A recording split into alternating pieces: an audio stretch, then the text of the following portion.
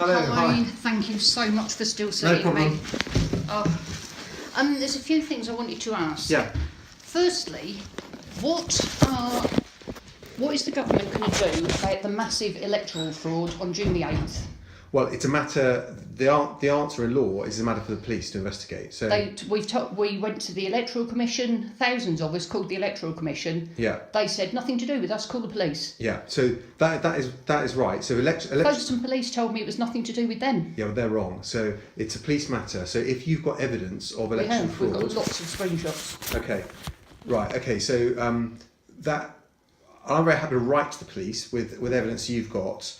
I mean, have you got screenshots of social media people saying they voted twice? Yeah. The police in Folkestone gave me an email address and a crime reference number, so I've emailed all sorts of screenshots to them. Yes. They said they will pass it to whichever forces. Yes. You know what I mean? Because obviously it was on Facebook and Twitter, so it's all over the country. Yes. But I mean, the thing is, Theresa May would have won by a landslide. Yeah. Had it not been for this. How can electoral fraud be happening on such a massive scale in 2017? All I can say is that we, the Conservative Party takes this incredibly seriously, and where there is evidence of where people bring evidence to us of electoral fraud, we will pass it on to the authorities to investigate.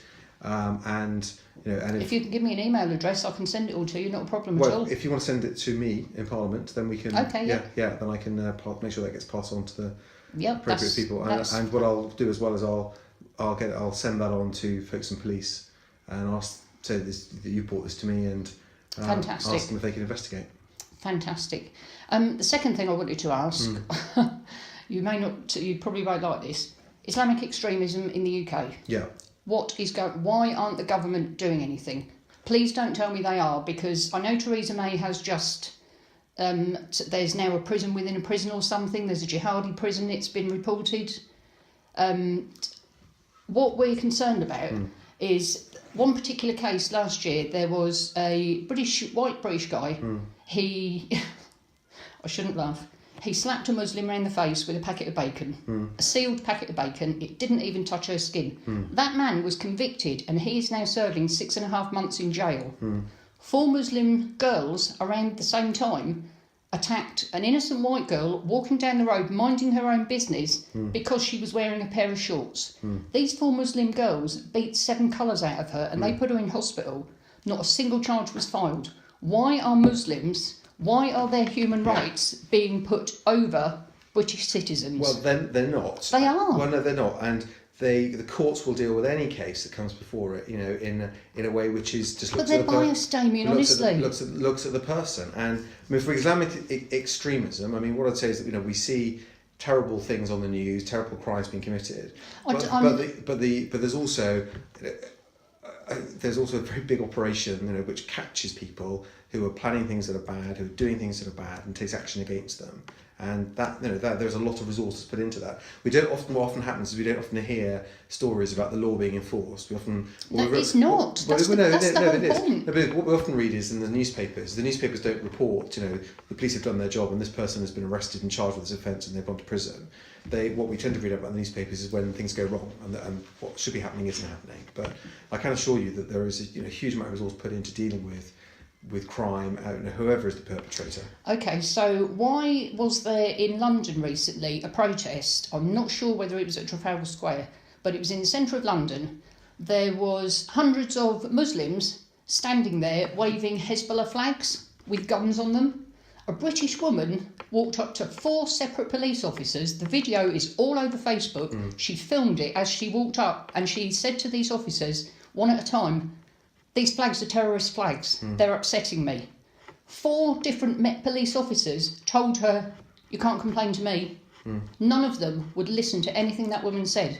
She went home in tears. She's a white British woman, and these terrorists are allowed to display their flags wherever they like.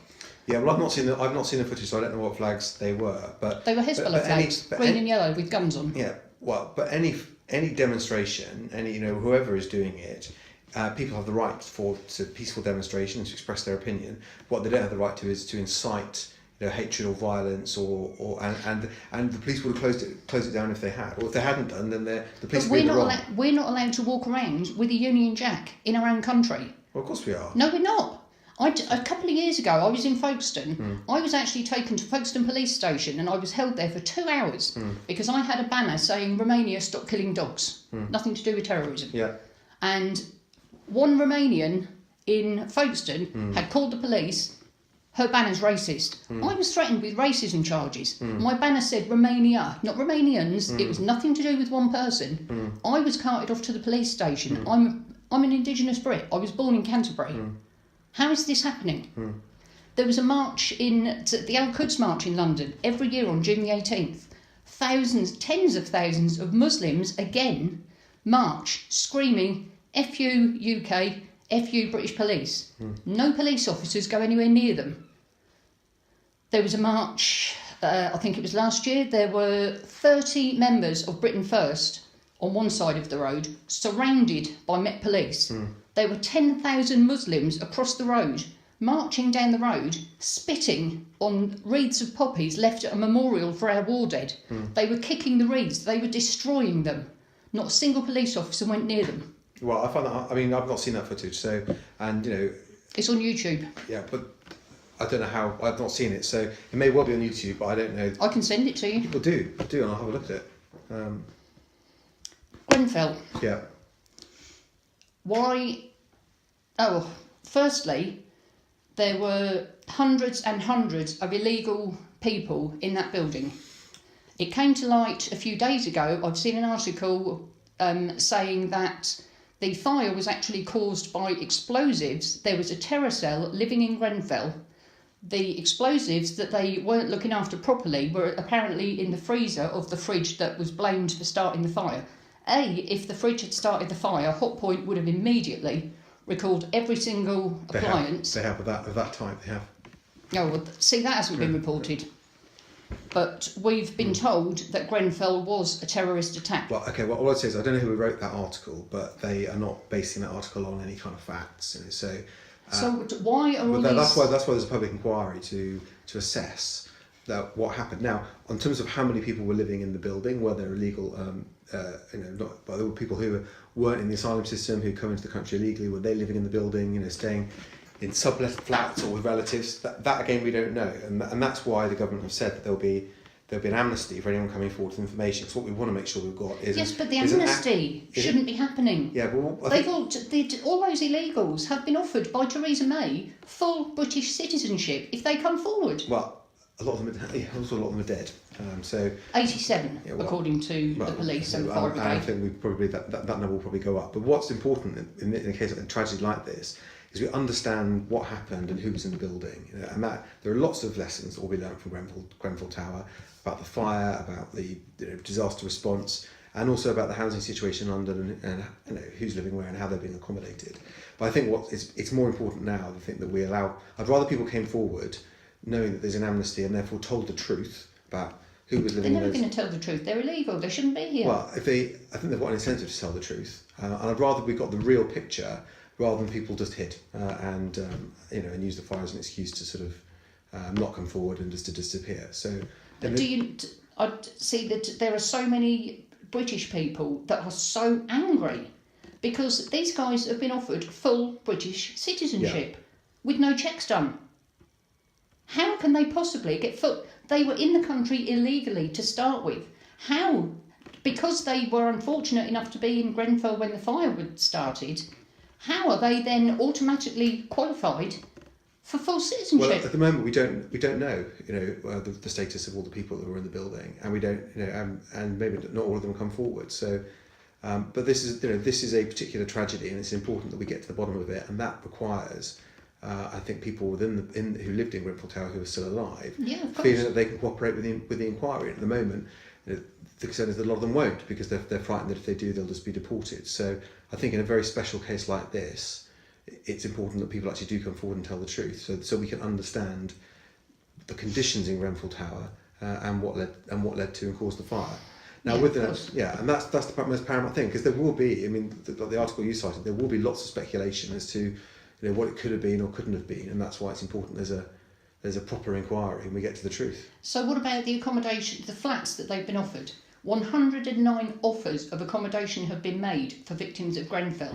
9 have accepted. Yeah, most of the offers so far have been temporary accommodation. So the government said that they won't force people to go into temporary accommodation that they don't want to accept. And the alternative is doing it's carrying on as they are, which is living in hotels. But we want to see them all settled permanently, as I'm sure the families do themselves as well. But I think you'd appreciate this is a particularly unusual situation, and one of the biggest civil tragedies we've had since the war. If they're war. homeless, they should go into temporary accommodation. Well, they are in temporary. They shouldn't have no, but they're in hotels and guest houses and whatever. They're in Premier Inns. Yeah, well, I think you'd appreciate this is a very unusual situation and caused by a tragedy, and we don't yet know the cause of that tragedy. And I think many people would think that if the tragedy is a result of negligence by the council or other authorities, that actually they have some responsibility towards the people that live in that town, the people that died there. They're playing the authorities though, because they know that they can say you're racist, and our government will go, "Oh, we're terribly sorry about that." I think what the government does, and I think they're right to do this, is they feel a sense of obligation,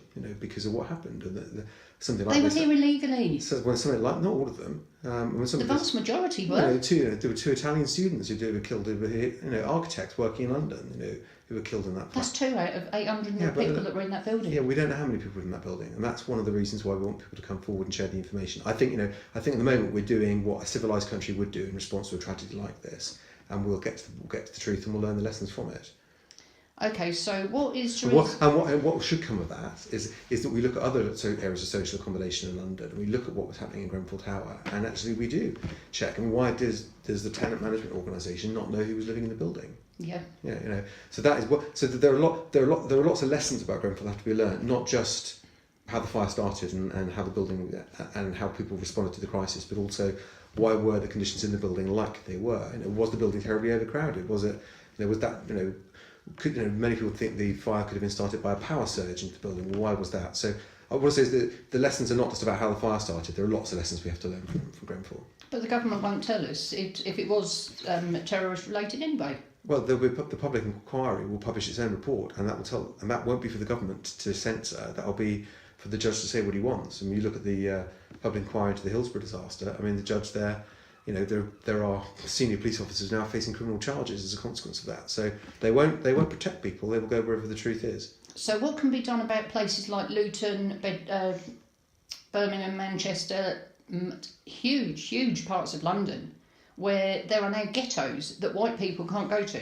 White Brits cannot go to. I know people that have been walking through Luton and beaten up by gangs of Muslims, told to get out of their part of the world, their country. Yeah. What is the government doing about that? Well, white Brits are being attacked daily by Muslims. Well, the police will take action against anyone who commits an offence. There's no leniency for anyone. They're not doing it, Damian. Honestly, I swear to you, they're not. All I say is, is that anyone who's got evidence of attacks like that should share it with the authorities, share it with their member of parliament. If that was happening to people here, then I would take that up with the police, and I wouldn't stand for it. I'm sure other MPs would feel the same way. Okay. The last thing I wanted to ask you was, can you do anything for this lady?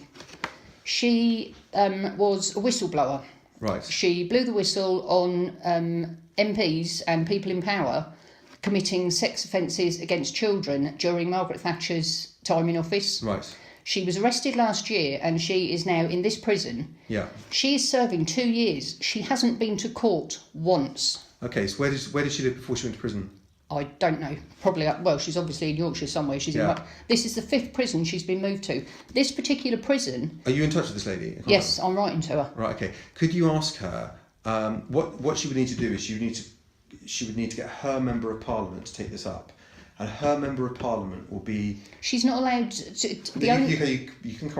Some people in prison can correspond with their MPs. Only if somebody says... She's only allowed to write letters if somebody sends her a stamped self-addressed envelope. Yeah, well, she's not allowed any other... They've taken her underwear, Damian. Yeah, well, they're not allowing her toilet roll. I'm just trying to help. So if she's not my constituent, I can't take up her case. The way to find out who her Member of Parliament is to know what her last address was before she went to prison. And it's considered that your Member of Parliament, even though you're maybe in prison in a different part of the country, is the person that represents the area where you lived before you went to prison. So that person... She's being denied access to anybody outside, though. Yeah, well, I don't know. There's not...